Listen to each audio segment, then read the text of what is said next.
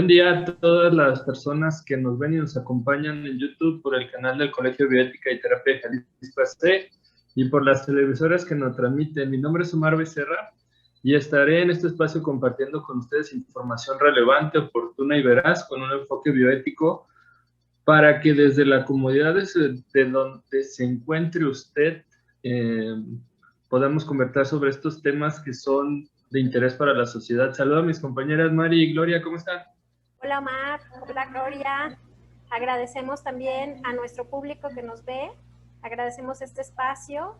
Les recordamos que nos regalen un like ahí en nuestra página de YouTube y también en nuestra página de Facebook. Nos pueden encontrar como Colegio de Bioética y Terapia de Jalisco. Hola Mari, ¿qué tal? A todo nuestro auditorio. Bienvenidos a una emisión más del programa Temas de Bioética. También recordarles que mediante nuestro Facebook Temas de Bioética pueden participar activamente en el programa y claro que suscribirse al canal de YouTube del Colegio de Bioética y Terapias del Estado de Jalisco AC.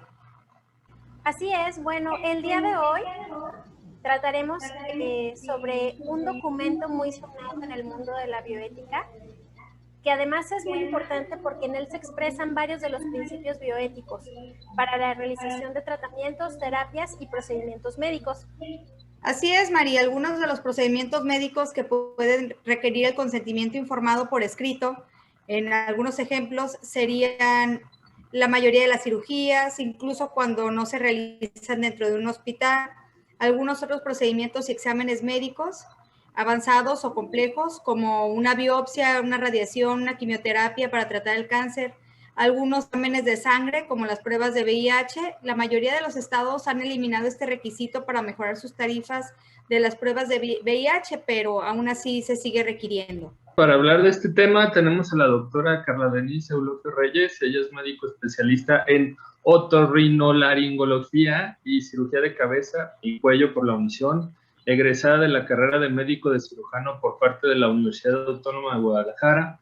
Tiene posgrado en rinología, senos paranasales y cirugía facial por la UNAM, certificada por el Consejo Mexicano de Otorrinolaringología y cirugía de cabeza y cuello, socio titular de la Sociedad de Rinología y Cirugía Plástica Facial, miembro de la Federación Mexicana de Otorrinolaringología y actualmente forma parte de la mesa directiva como secretario del Colegio de Otorrinolaringólogos y Cirugía de Cabeza y Cuello de Sonora en la zona norte.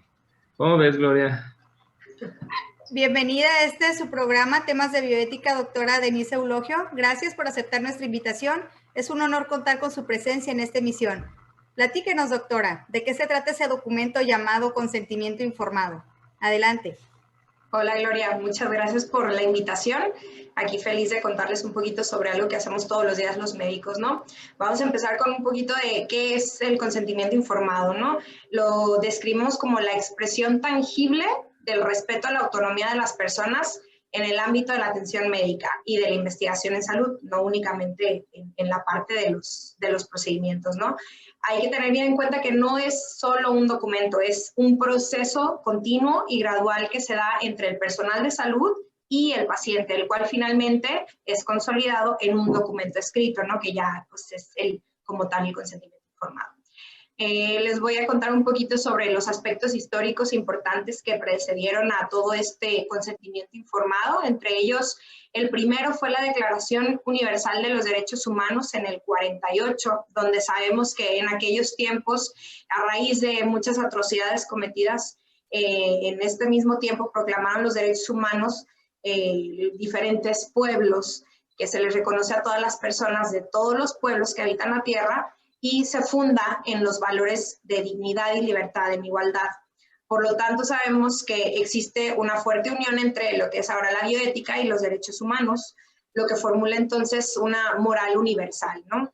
El Código de Nuremberg es también, recordamos, digamos que en la Segunda Guerra Mundial hubo o realizaron demasiados experimentos médicos criminales en países como Alemania, a gran escala en prisioneros de guerra civiles, incluidos judíos, por lo que el Tribunal Internacional de Nuremberg en el 46 aprobó el Código de Ética Médica, en donde recoge una serie de principios que debían regir la experimentación con seres humanos, y de ellos el principal estableció entonces que el consentimiento voluntario del sujeto humano es absolutamente esencial.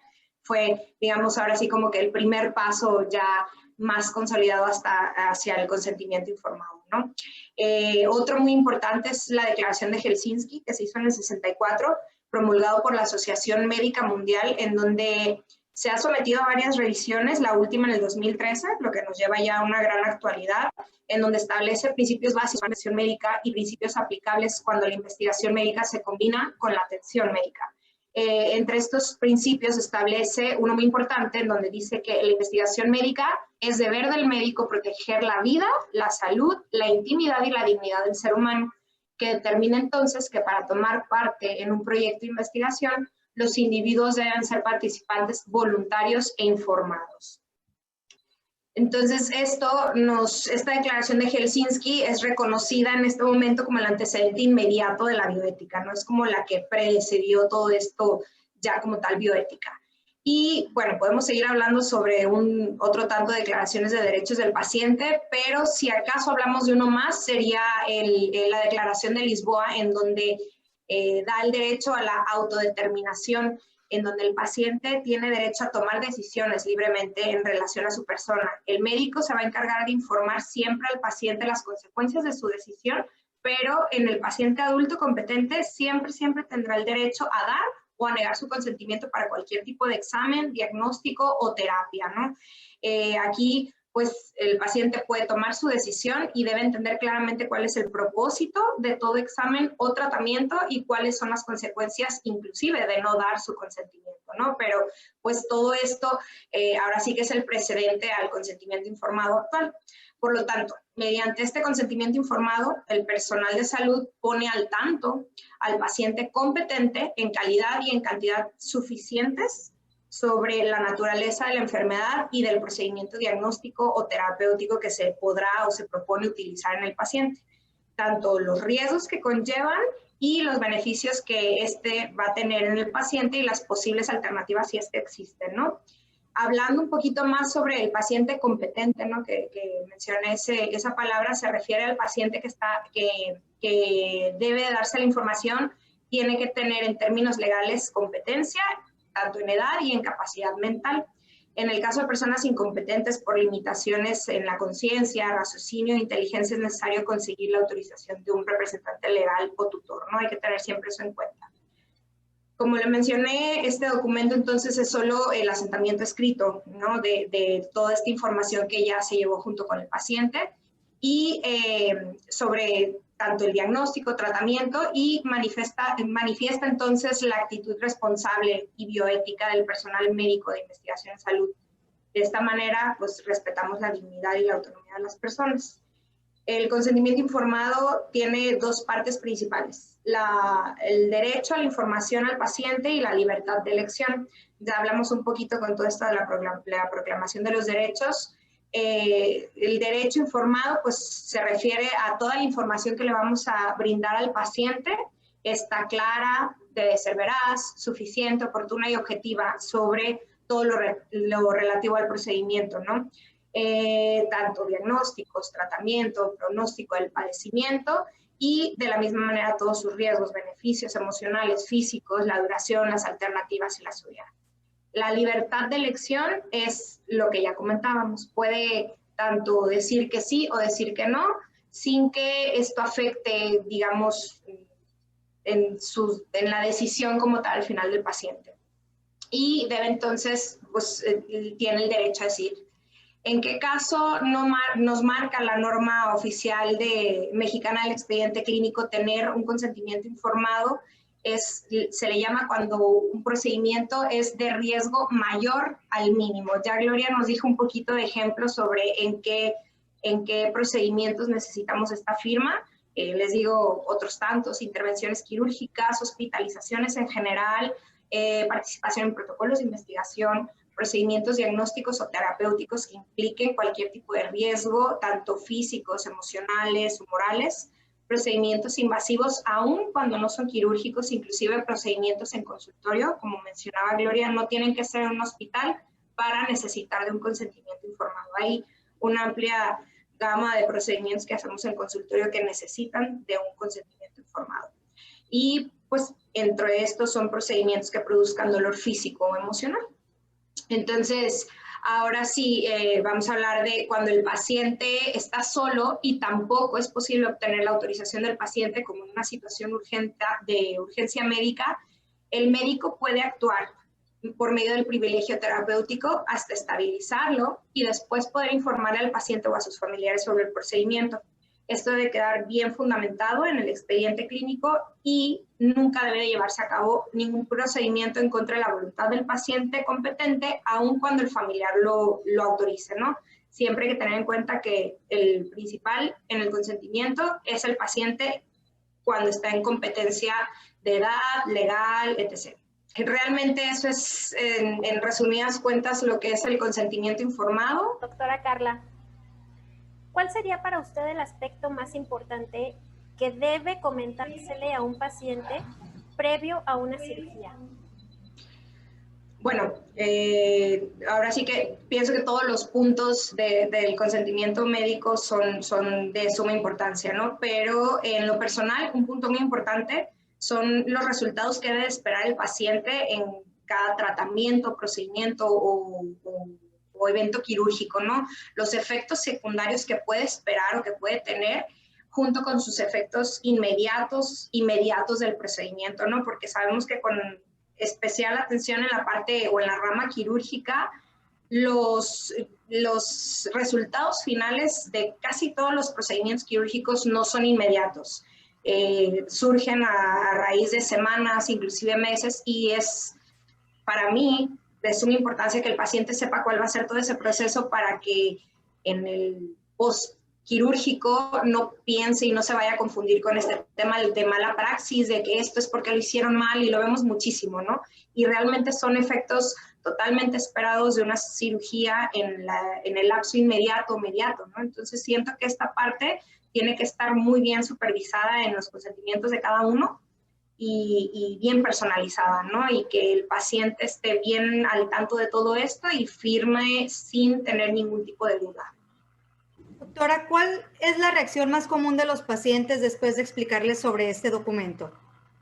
Pues mira, la mayoría de pacientes, desde la primera consulta se les empieza a platicar sobre el evento quirúrgico, el procedimiento que se les va a hacer, ¿no? No llegan a la firma del consentimiento sin tener realmente esa información suficiente. Entonces, como ya llegan con esa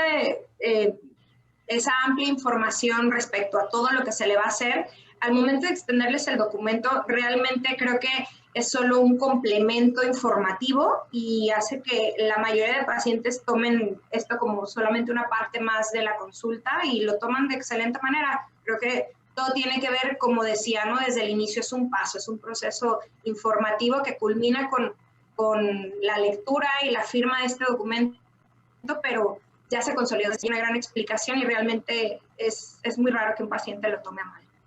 ¿Qué recomendación daría usted a nuestro auditorio respecto a qué deben saber del consentimiento informado?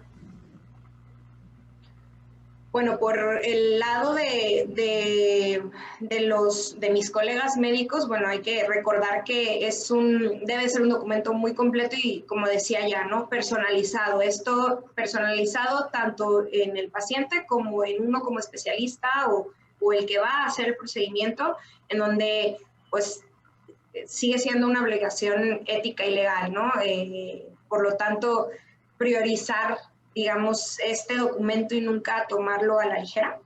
Y pues realmente tenerlo antes de cualquier procedimiento que implique, pues, este riesgo que decimos mayor al mínimo, ¿no? Debido a la pandemia, doctora, ¿se han suscitado cambios en los consentimientos informados con referencia al COVID-19? Sí, yo creo que, puedo hablar en plural porque conozco a muchos colegas que lo han hecho igual que yo y creo que todos hemos anexado una nueva parte en donde hablamos sobre los riesgos que conlleva tanto someterte a un procedimiento quirúrgico o a una hospitalización médica por los riesgos que implica, ¿no? Estar en un ambiente médico en donde puede haber el virus, donde te puedes contagiar y donde realmente pues tu evolución sí puede cambiar. Entonces sí hay un apartado bien definido sobre es un anexo COVID, inclusive les decimos, sobre todo ese tipo de complicaciones que podemos tener. Y yo creo que en todos lo hacen, tanto los grandes hospitales como cada uno de los especialistas que tenemos nuestros consentimientos informados, personificados o personalizados, ¿no? Muy bien, doctora Denise, ¿qué le gustaría aportar para concluir el tema? Pues bueno, yo he visto y he tenido mucho apoyo con la parte de los abogados encargados de mi seguro de responsabilidad profesional.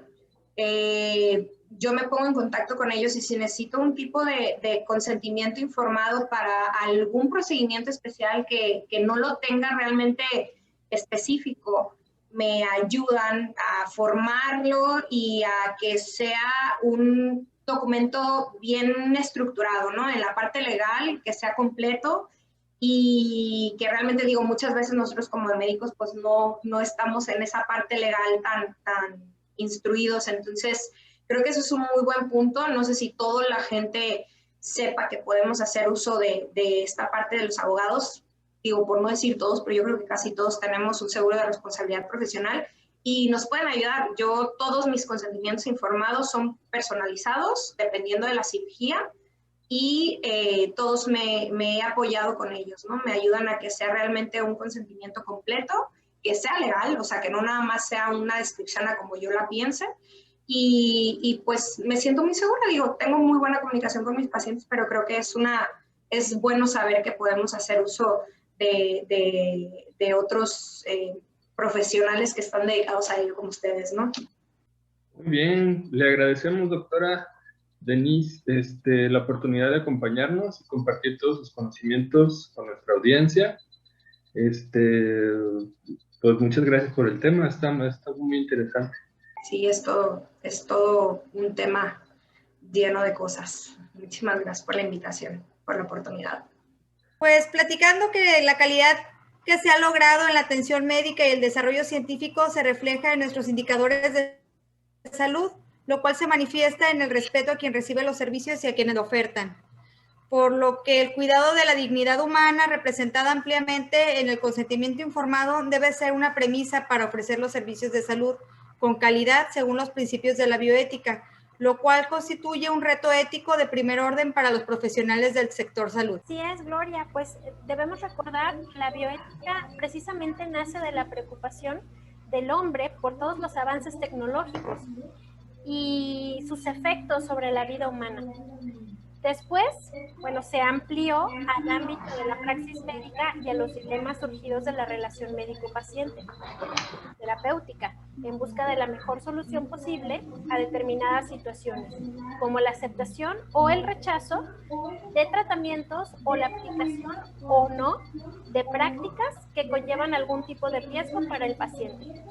Así es, concuerdo con ustedes. Pues los esperamos en nuestra siguiente emisión. Están muy pendientes. ¿Cuál será nuestro siguiente tema? Nuestro siguiente tema va a ser el anestesiólogo y la bioética. Nos va a acompañar el doctor Manuel Antonio Martínez Moraila. No se pierda nuestra siguiente emisión.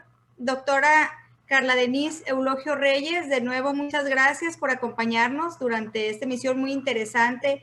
Muy clara su explicación sobre el tema. ¿Dónde la podemos encontrar en la ciudad de Hermosillo, doctora? Estoy en el Centro Médico del Río, a sus órdenes, aquí, ahora sí que esperando cualquier problema de oído, nariz y garganta a sus órdenes. Ha sido un placer estar en este espacio con todos ustedes. Los invitamos a que nos busquen en YouTube por nuestro canal del Colegio de Bioética y Terapia de Jalisco. Los esperamos más adelante para una nueva emisión.